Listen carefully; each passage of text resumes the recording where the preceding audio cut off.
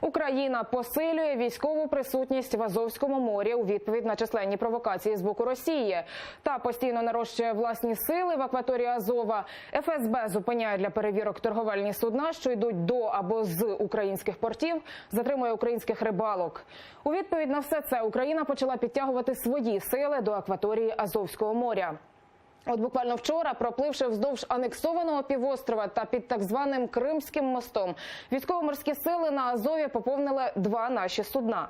Що тепер нам чекати у відповіді, чи піде Росія на зниження напруги, дізнавався Валерій Бакус. Ось це унікальні кадри проходу українських військових суден під Кримським мостом у Керченській протоці. Буксир-Корець та пошуково-рятувальне судно «Донбас» зайшли в акваторію Азовського моря. Вся операція проходила під пильним наглядом сил окупанта. З району Севастополя наші 2 судна взяли під спостереження 2-3 катери або судна, точніше катери або кораблі прикордонної служби Росії. Вони їх супроводжували до Кримського мосту, до входу в протоку, точніше. І вже безпосередньо під час проходження під мостом там було близько 10 різних катерів, буксирів, суден. Вже в Азовському морі «Донбас» та «Корець» взяли під контроль наші арт-катери. На цей час судна мають зустрічати у Бердянську. Саме тут планується розвернути нову базу морських сил України. Ці судна стануть частиною новоствореної військово-морської бази українського флоту на Азові. Створення нової військової бази в акваторії Азовського моря – відповідь на свавілля росіян в регіоні. Секретар РНБО Олександр Турчинов впевнений, це завадить окупантам чинити регулярні провокації. Фактично ми бачимо спроби Росії провести морську блокаду портів в Азовському морі. Тому наша позиція – не допустити цього. Не буде Російська Федерація домінувати в Чорному і Азовському морі. Йдеться про чисельні затримання українських та міжнародних торгових суден російськими прикордонниками, а також арешти рибалок, які саме зараз вийшли на промисел і переживають не тільки за власну безпеку, але й за зрив сезону. Адже Азовське море забезпечує Україні половину всього річного промислового вилову риби.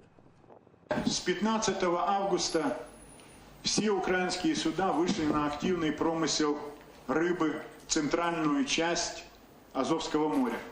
И если обострять ситуацию, они могут стать очень легкой добычей для ФСБ России.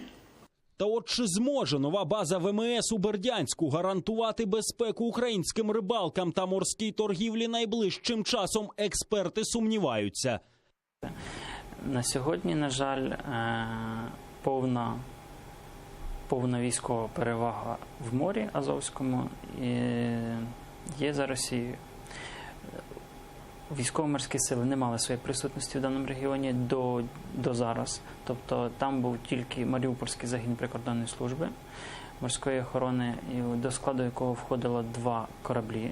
На думку ж очільника Майдану закордонних справ Богдана Яременка, те, що зараз є в Азовському морі, не захистить від провокацій ані рибалок, ані торгові судна. Вони можуть захищати, в тому числі і перешкоджати незаконним затриманням, арештам, але це не може робитися одночасно щодо всіх у будь-якій точці акваторії Азовського моря. Ми знаємо, що рибалки можуть знаходитись будь-де. Україна нарощує свої можливості по присутності, в тому числі по захисту своїх інтересів в Азовському морю, але до реалізації встановлення паритету або встановлення такої ситуації, при якій порушення з боку Росії будуть неможливі, ще дуже і дуже далеко.